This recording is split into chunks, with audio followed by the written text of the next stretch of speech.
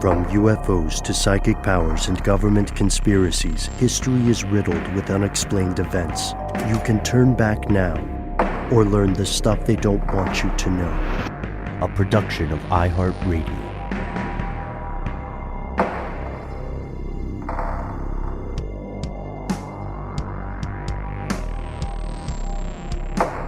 Welcome back to the show. My name is Matt. My name is Noel. They call me Ben. We are joined, as always, with our super producer, Alexis Tombstone Jackson. That's a nickname we're all quite taken with today, but it may change in the future. Let us know your suggestions. Most importantly, you are here, and that makes this stuff they don't want you to know. In a way, this is our recurring listener mail segment that we're doing every week. As we are recording this, it is July 27th. This is the part of the show where we put our money where our mouth is. From the very early days of YouTube, Matt and I always said and emphasized that you, specifically you, are the best part of this show. So let's put some action behind that idea. Here we go. We're going to hear from you, specifically you. Hey, guys. Just wanted to call up. I don't know if you guys have seen or read or heard about all the rumors of instituting martial law during this coronavirus outbreak, the COVID-19. I just want to say, as somebody who used to work logistics in the Army, that the military as a whole does not have the manpower to actually institute a nationwide martial law. The fact that it's spreading around is very disturbing, honestly. And in cases where the National Guard or the Army need to be activated, or any other branch for that matter, need to be activated to set up, mobile hospitals or help to distribute food or provide any other relief work, they might run into situations where, local populations who are misinformed about why they're there might try to fight off the people trying to come and help them. Or, maybe I'm completely misinformed. I don't know. You guys keep up the good work. Take care, guys. Bye. Wow. Okay. Well, thank you for calling in. First of all, I want to say that this call came in April of this year. So several months ago, when there were a lot of rumors floating around social media and the internet at large about martial law being instated due to the quarantine that was in place, the kind of not initial, but the early quarantine and responses to the coronavirus and COVID-19 and the outbreak. Yeah. So you have to kind of put everything that was just stated in that context.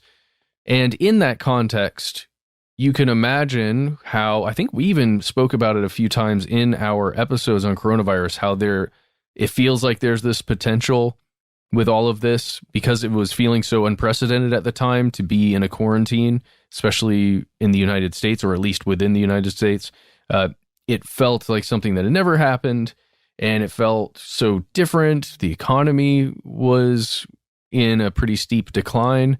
There was so much uncertainty, I think, early on, especially then in April, that there was a general sense that perhaps the military or someone will need to come through and do some kind of damage control by way of security forces. But it also felt like that would be something that would not be welcomed or we would be excited at all about. Well, not only that, though, caller was implying that it wouldn't be feasible based on the powers of the presidency, perhaps, or also just on the logistics of getting this done in a wide-scale thing. And it's interesting because until you said the context of this timing-wise, Matt, I assumed the caller was referring to exactly what we're seeing happening right now in Portland, Oregon, and has been promised to happen soon in places like Chicago and Albuquerque. There was another place that was listed as the potential site for where the administration wanted to send some of these federal forces in order to, they're calling it tamp down widespread criminality and reintroduce the quote unquote rule of law. No, I see exactly what you're saying, Noel, because I think it's a perfect way to talk about it right now. Looking at some of the video that's coming out of Portland right now, where there are federal agents out there operating in place of, the Portland Police Department or some other local force, even the National Guard. That's not what we're looking at here in Portland right now in, the end of July 2020. We're looking at Border Patrol agents. At least that's, I maybe would use the word allegedly, who is out there, because that's the way it's been discussed, by the federal government, by the administration, that these would be the officers going out there, or the soldiers that are being deployed there with the explicit purpose to protect federal buildings. It's just very odd because it comes a week after, like all of this right now, we're talking about it a week after there were reports of soldiers essentially, or unmarked officers of some sort or another in camouflage, taking protesters into unmarked vehicles and carting them away somewhere. And, when you're discussing fears of martial law, that type of action, abducting a civilian essentially without knowing what's occurring to that citizen, either by that citizen or their friends or family or surrounding people, and just not knowing what's going to happen to them after they're being abducted, that is nightmare scenario territory, at least for me. So I appreciate this call immensely, and believe for fellow listeners, one thing that is important for us to do whenever we talk about martial law is to define it and bust some myths that are widely propagated, both online and in print and terrestrial journalism. First things first, the imposition of martial law, and I've said this on previous episodes for years, the imposition of martial law is the idea that military forces will take over the authority and functions of civilian government. This is not unique to the U.S. This has happened in plenty of other countries, Pakistan, Thailand. Our pals over at House of Works have a great article on this. But martial law has never in the history of the U.S. been imposed on a nationwide basis. And to your point, caller, part of that is a hard constraint on people power and on resources.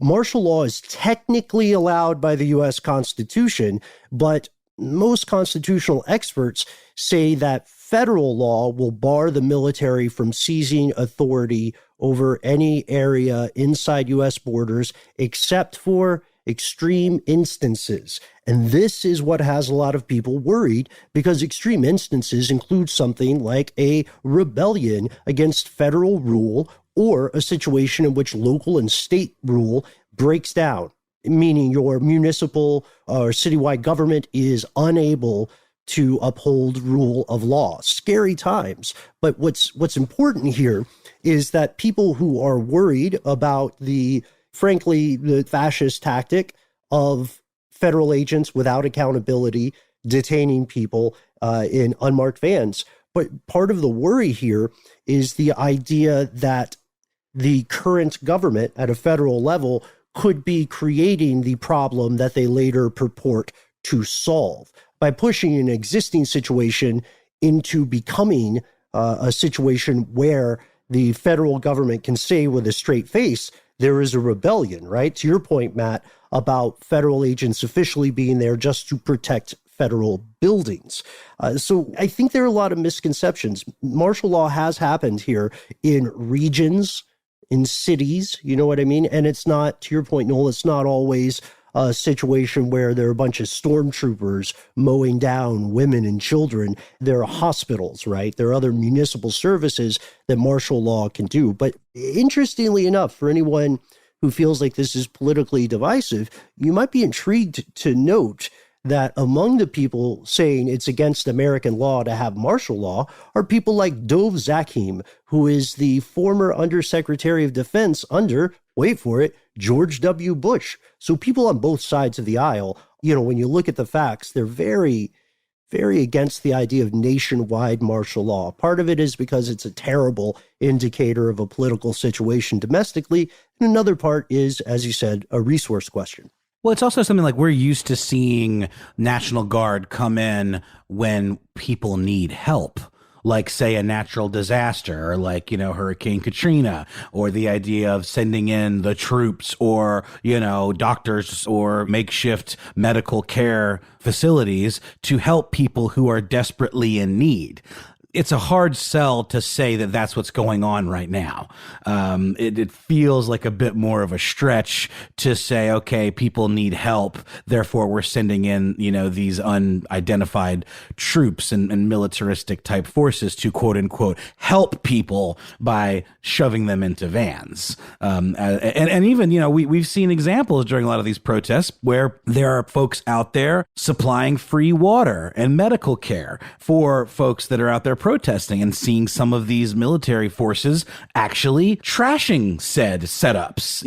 There have been lots of videos circulating, and I mean, it's, many of these certainly could be looked at as isolated incidents, but I saw a very shocking one where some of these riot police and National Guard type folks were absolutely stomping all over bottled waters and medical packets, and just trashing these tents that folks who were peacefully sitting there were there to help people if they needed medical attention.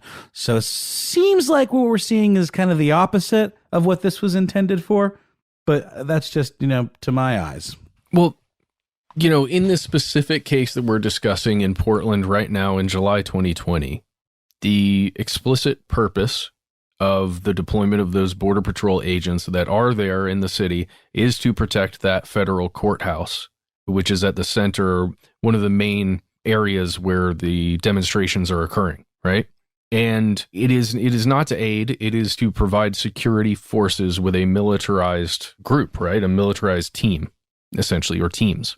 And it appears to be a response, as Ben, you were saying, to the protesting that is occurring on a nationwide scale. We're recording this on Monday, July 27th. And as of last Thursday, the administration, the sitting executive, stated that there were 75,000 federal officers that were ready to go. And the quote here from The Guardian is, "We'll go into all of the cities, any of the cities, we're ready." So there's an interesting point here. I want to rely heavily on facts in these kind of conversations, because there are a lot of people who are scared, rightly terrified. So the Posse Comitatus Act, which you've mentioned on previous episodes, longtime listeners, this will be familiar to you, is a statute in the U.S. from 1878. And long story short, or TLDR, as we say on Reddit, it in most instances bars military forces from being used in law enforcement activities. One thing that's very important here is that, legally speaking, I'll just call them stormtroopers for funsies, the federal forces that are involved in these protests and uprising now are not themselves military, because Posse Comitatus means that the U.S. military, they can't be a police force. It's something that a bunch of people in the U.S. wrote down and agreed on, and that's been the case since 1878. So you have to be careful when people from various spheres are arguing that there is an army happening. There is militarization of police, and that's been going on for a long, long time. And then there's also this idea of the role that the National Guard plays, which I think you make a very good point with. This means that many of the people who are talking about the idea of nationwide martial law, like the same time, when people were worried about FEMA taking over or worried about Jade Helm, this hinges on a misconception. But as I mentioned in previous episodes, the problem with rule of law is that if the people in power, I'd like to say people responsible to the public, that's really what they are. If the people responsible to the public are not obeying the laws, then those are rules for a game that we're no longer playing. So I don't know. There's so much misinformation. Martial law ends up being a thought-terminating cliche because a lot of people who talk about it don't understand what the real-life deployment of it is. And, of course, this just applies to the U.S. If you are listening in another country, your individual mileage may vary. So we're definitely going to, continue to keep our eye on this. We would just urge, as you were saying, Ben, caution when you're reading a social media post about this, or even as we're reading here from The Guardian, if you're reading any reporting on this, just be cautious that someone isn't trying to make you feel one way or another about it, and stick hard to the facts.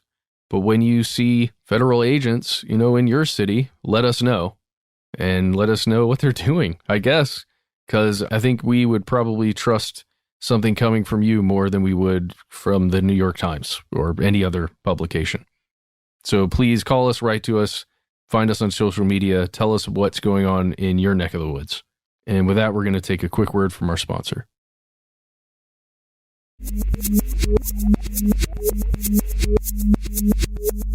And we're back. Our next listener mail I pulled from a caller by the name of Victoria, who has some questions about the origin of a very peculiar type of hygiene ritual. Hi, I just finished listening to your episode on the nuclear incident that was released, I think, in May, so just a little under a month ago. Yes, the Santa Susana Field Experiment Cover-Up is the name of the episode. And it just reminded me of the Silkwood issue. And I just wasn't sure if you guys had done an episode on that. So I was wondering if you haven't, if you'd be interested. Everybody knows something gross happens to you or, whatever. And you say, oh, I need to take a Silkwood shower. And I think a lot of people would be interested to know the origin of that. Anyway. Oh, my name's Victoria. Thanks. Bye. I was not personally familiar with this term, nor was I particularly familiar with the story behind the term, which we're going to get into a little bit. But Ben and Matt, you sort of hit me the fact that either you two or possibly me, and I have just completely spaced it out of my memory, have in fact discussed the story of Karen Silkwood, who was a laboratory analyst at a very important plutonium plant in the 1970s in Oklahoma. Miss Silkwood was a pretty well-known whistleblower who had some real issues with some of the safety measures that were in place at this particular lab that was known as the Kerr-McGee Corporation's Oil and Nuclear Complex in Oklahoma City. And Ms. Silkwood died under mysterious circumstances when her Honda hatchback ran off the road and into a ravine while she was on her way to do a very whistleblowery type interview with a reporter for the New York Times. Guys, did we do a full episode on the Silkwood incident, or was it something we just maybe discussed in relation to some other whistleblower type cases? Well, actually looking back through, we have not, at least to my knowledge, fully covered Karen Silkwood, but I know we have researched it and we've discussed it before. We've had people write into us previously to ask us to make this story, but I think it's going to be worth our time. There is a movie called Silkwood, by the way, that you can watch from 1983, if anyone is interested to get more info through your eyes and ears, I guess, rather than doing a bunch of reading. Starring Cher as well, by the way. Yes, true. Karen Silkwood's story is really interesting because she kind of changed her life because of her belief in nuclear energy. In the early 70s, she was a homemaker, a housewife, is what this article in Rolling Stone describes her as, from 1977. Karen Silkwood, The Case of the Activist's Death by Howard Cohn. You can find that on the archives, really great read. She divorced her husband, moved to Oklahoma City, and really wanted to get a job at this Kerr-McGee Corporation facility because this was a company that was on the cutting edge of using plutonium for nuclear reactions to create, power. This was a big deal at the time. I mean, it was referred to as the age of atom. And it was later than when we're talking about with the Santa Susana lab and all of that. But this was definitely they had been using uranium, but Kerr-McGee Corporation was on the cutting edge of making that move towards plutonium because it was more efficient, even though it was also more dangerous than uranium and also more rare and valuable.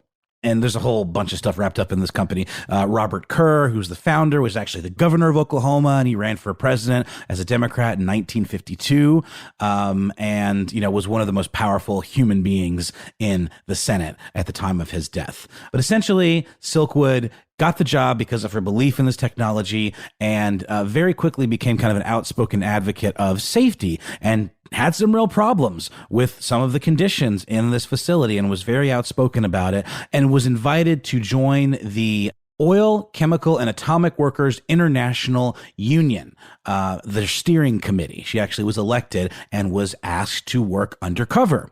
So she would, work late hours in this lab, and using those things that you see in movies a lot, where it's the gloves that go inside the box, and that's how they would make these pellets of plutonium rather, that would go into the rods. And she would monitor her own levels of radiation, and monitor the amounts of radiation that she would receive based on different conditions. And there's a lot more to it than that. But the point is, she believed that she was actually targeted because of her outspokenness and her kind of, being a bit of a pill as far as management was concerned in raising some of these alarms. And she believed that she was purposefully contaminated with radiation.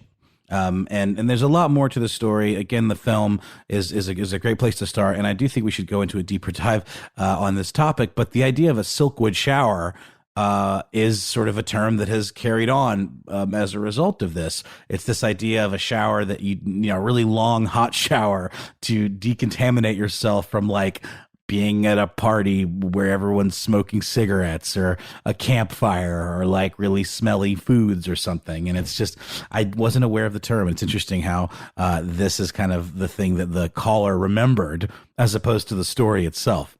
Victoria, I greatly appreciate this call. And one of my favorite quotes from what you told us and your fellow conspiracy realist is when you said, everyone's heard the term Silkwood shower. I think a lot of people may have not heard that term. Was it familiar to you guys, Matt and Noel? No, I'd never heard it.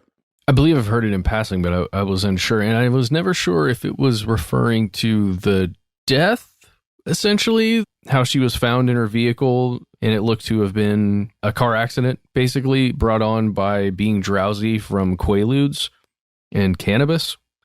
And I thought maybe that was the reference, but yeah, it makes way more sense when it goes back to what she realized was happening, and the need to get clean or to feel clean.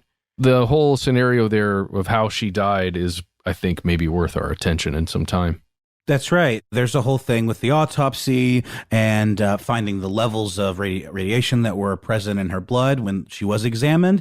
But also there was even a former police officer by the name of A.O. Pipkin, who was a former cop from Albuquerque, who now at this time specialized in motor vehicle accidents. And he analyzed the scene independently and decided that there was a fresh ding on the rear bumper of Silkwood's Honda that was inconsistent with the report that indicated that she had just fallen asleep and drifted off the road. He thought it was more like a hit and run that could have been premeditated. And again, she was on the way to an interview with a New York Times reporter to share a dossier that she had been assembling about all of these conditions that she felt were unsafe and beyond. There is evidence that material was somehow kind of missing from the scene once the vehicle was impounded. Yeah, and there's another note here that she received threatening phone calls just before she was involved in that accident. So I don't know, there's definitely some stuff going on here that's going to be worth our time. Oh, and by the way, there's a previous take of this conversation that you're hearing right now where I was talking about the China Syndrome, a movie, I believe from the 80s. And I would just want to point out, I wasn't incorrect, Noel. There is a death scene where a whistleblower is killed in the China Syndrome, and it is supposed to be based on the theorized version of Karen Silkwood's death. Got it. That's what I was thinking in my head. Makes perfect sense. Yeah. So now we got two movies on the list. I actually haven't seen either Silkwood or the China Syndrome. And I think that would be great homework. And what do you say, fellas? Maybe we do a deeper dive episode on this whole story? Sure thing. Agreed. Well, with that, I think it's maybe time for one more quick break and then another listener message.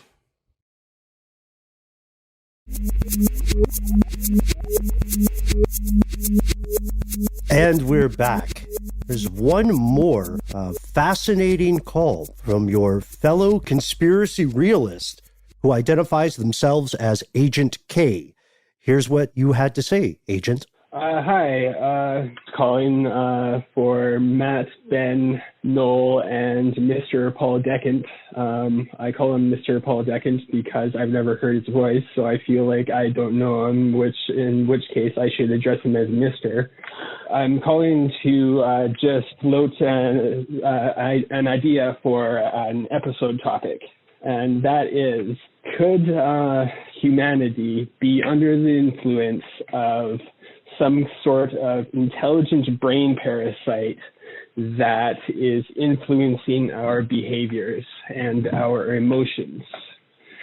I'm Agent K, and I'd like to stay anonymous, and thank you muchly.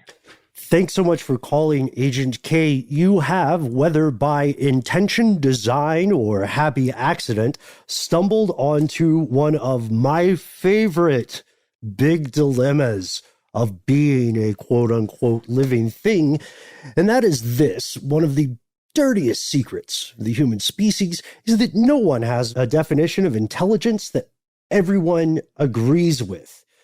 Are viruses intelligent? We haven't even figured out how to measure intelligence across all living things. We haven't even figured out if viruses qualify as living things themselves.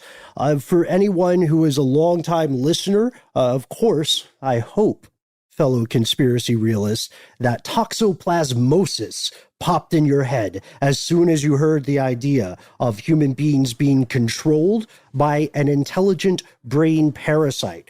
Toxoplasmosis is something that you can get from cats, and there is solid evidence that it will change your behavior as a human being when you contract this. So toxoplasmosis gondii can allegedly, there's pretty solid evidence that it can alter human behavior, but the big question is, to what degree can it alter behavior?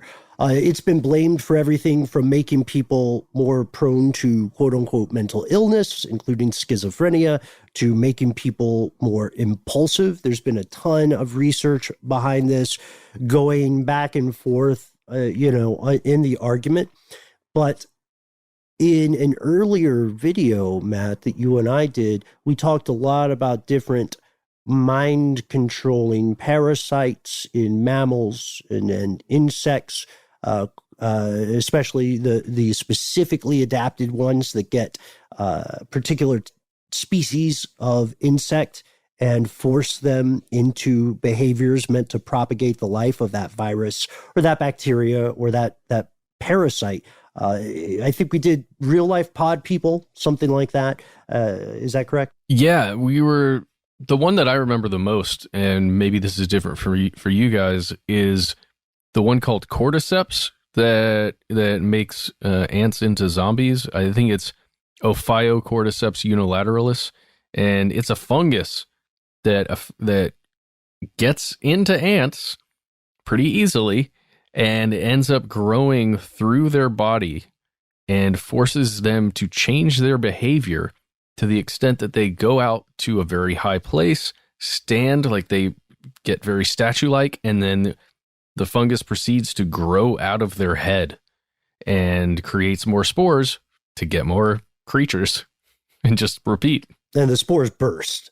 Yeah. There's also the cool parasite that becomes the tongue of certain types of marine animals. And then there's also the eye-eating thing for snails, I believe. The question is, especially if we're talking about a viral parasite, is it intelligent? Well, it depends on how you measure intelligence. Just like the earlier conversation that pleased all the huge population of myrmecologists in the audience is, are ants the most successful species? Is a virus one of the most intelligent living things? Because a virus only does a few things, but it does them very well, and it has a plan, a very specific plan.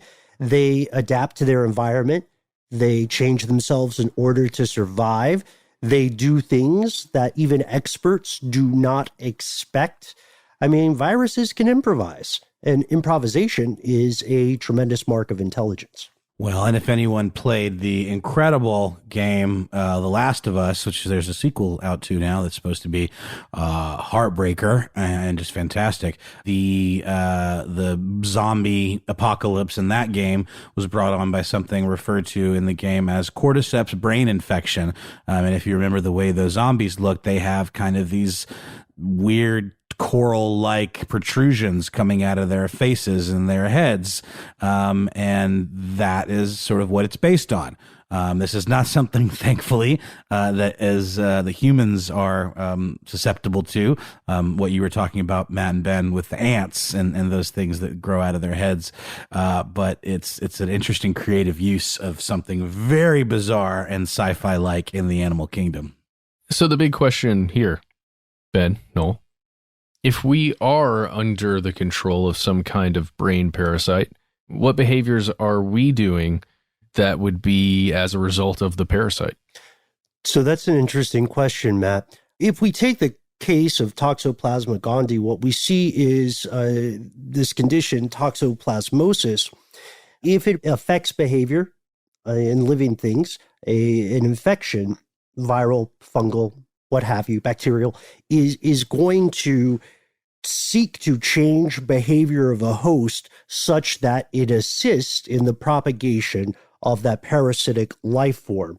While that looks very space-agey and sci-fi and terrifying at times, or darkly fascinating, it's completely understandable. It's a plot twist for the host, but it's by the book for the parasite. So one great example, the human stuff is still controversial because as a species, we're very self-centered, which oddly enough, really messes with our research into humans for a number of reasons that I won't go into in today's episode.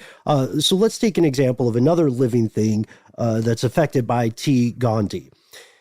Rats infected with this parasite behave very differently than rats who are uninfected. Imagine if you're a rat, not in the gangster or mafia sense. Imagine if you're a small mammal, a rat. Got it. I'm a double crosser. I understand. Usually, right, you're going to be terrified of predators like cats, or other omnivorous mid-sized mammals, or giants to you. But if you are infected with T. gondii, your behavior changes. You are sexually aroused by the smell of cats, and you approach them in an amorous manner. This is real. This is a conspiracy that this infection gives to rats. And then, of course, the cat kills you, eats you. Well, it probably tortures you first because it's a cat. And then, boom, T. gondii has hacked the cat system. And then the cat excretes, its feces, right? And the life, circle of life, cue the Elton John song. It's all happening again in a very ugly way. So the question is not can these infections alter behavior, human behavior, or the behavior of other living things? The question is, what else is out there? What else do we have to discover? How long do we have before something else evolves? Yeah, and look, I mean, not to get too alarmist or sci-fi about it, but even with this novel coronavirus, we know that viruses can evolve to do things differently than they have done in the past. And you got to knock wood that we have not seen a cordyceps type virus that does jump from ants to humans, or a version of T. Gandhi that, like, say, makes us jump out in front of buses or something. I mean, but who knows, given a long enough timeline, what these crazy viruses will do. So I got two quick things. Fascinating thing with cordyceps that I'm just reading back through this. There's an Atlantic article from 2017. It's talking about cordyceps in particular. And one of the most fascinating things about this fungus, because it is a fungus that, begins as a single cell and then a colony begins and it grows throughout the body and it seems to work together as one thing, a superorganism. It is able to control the body of that ant without getting fungal cells into the brain of the ant whatsoever. It actually specifically stays away from the brain. That to me is mind-boggling that could be true. That the control mechanism wouldn't be at the place where the neurons get active, or where the decisions are made, right? It would seem as though the brain would be the place where all of the changing in behavior occurs. But this appears to occur in several other species and parasitic organisms that attack other organisms. That to me, that's one, right?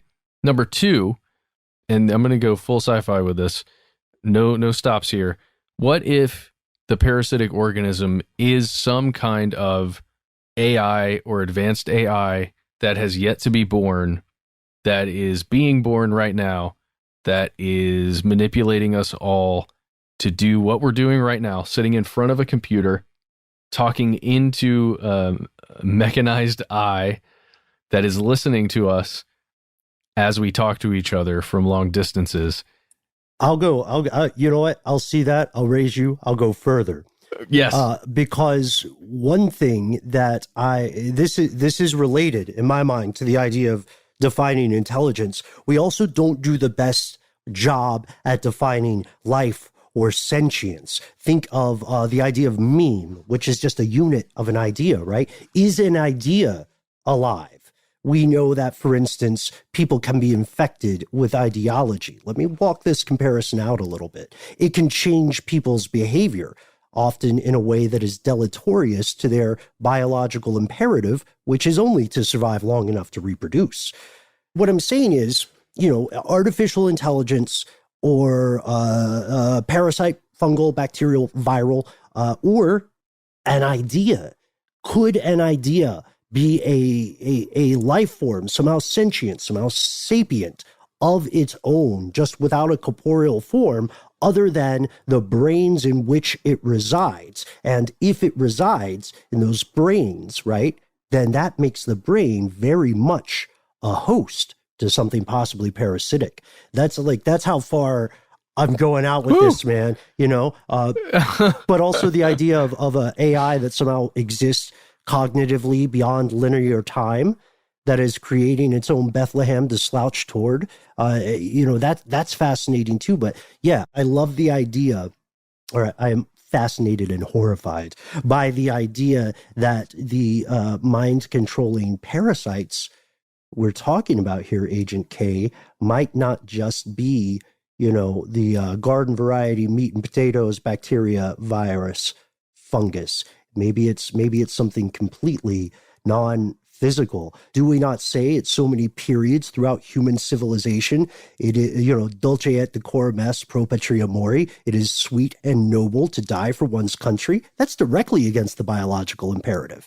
We're dying for ideas. Ideas are controlling us the same way that cordyceps will control an ant. Yeah, and an idea can be wrong, or it can be one that does not fundamentally serve us as a people if we go down the wrong path and believe the wrong individuals in power that are, let's say, cult leaders, for example. Let's say a suicide cult. That's a mimetic, viral idea that people are infected with that then decide it's a good idea to die for that person's ideology, like Jonestown or like the Heaven's Gate cult or whatever. Those are all things that are fundamentally opposed to our biological imperative, right? Yeah, or something as simple as you can't see it, but I'm in my mind holding up a $1 bill. Just the viral thought that this is the most important thing that you can do and strive for, and do whatever it takes to make more of these, to have these. Well, my question for you is, Matt, what's it going to take for me to get that $1 bill that you're holding right now? Well, it's pretty easy. Deliver me a pizza, and I will give it to you as part of your tip. Because I really want some pizza right now. Please. Done. I have sort of a tombstone type pizza. Call back to Alexis, super producer's potential new nickname. And so thank you, Anonymous. Thank you, Victoria. Thank you, Agent K. And thank you to everyone listening, you, specifically you, fellow conspiracy realist. Would you like to take a page from your fellow listeners, or a phone number from your fellow listeners, or an email address? We are going to continue this listener mail segment for the foreseeable future, which means we need your help, and we cannot wait to hear from you. You can find us all over the internet. We're on Facebook, we're on Instagram, we're on Twitter. If you are Facebook inclined, we always love to recommend our favorite community page on Facebook. Here's where it gets crazy. And you don't even need $1 to get into that one. All you need is a name. Either Ben's, Matt's, mine, Alexis Tombstone's, or Paul Mission Controls. Or you don't even need a name. You just need an idea. But it needs to be one that we recognize as being somehow gleaned from this particular podcast, or just let us know that you know what the thing is. Some people aren't real people, and that's really all we're trying to do, is figure out who the real people are. Yes, keep those non-person thought parasites away from our social pages if possible. Thank you. If you don't want to use social media, you can give us a call. Our number is 1-833-STDWYTK. We are officially through the messages into July now. It's official, everybody. We're getting closer and closer to being one with the timing of the messages. We will get there very soon. Just give us a call, let us know what you think, and let us know if you're cool with us using your audio on the air. If you don't want to do that, we got one last way for you to contact us. Why not send us a good old-fashioned email? We are conspiracy@iHeartRadio.com.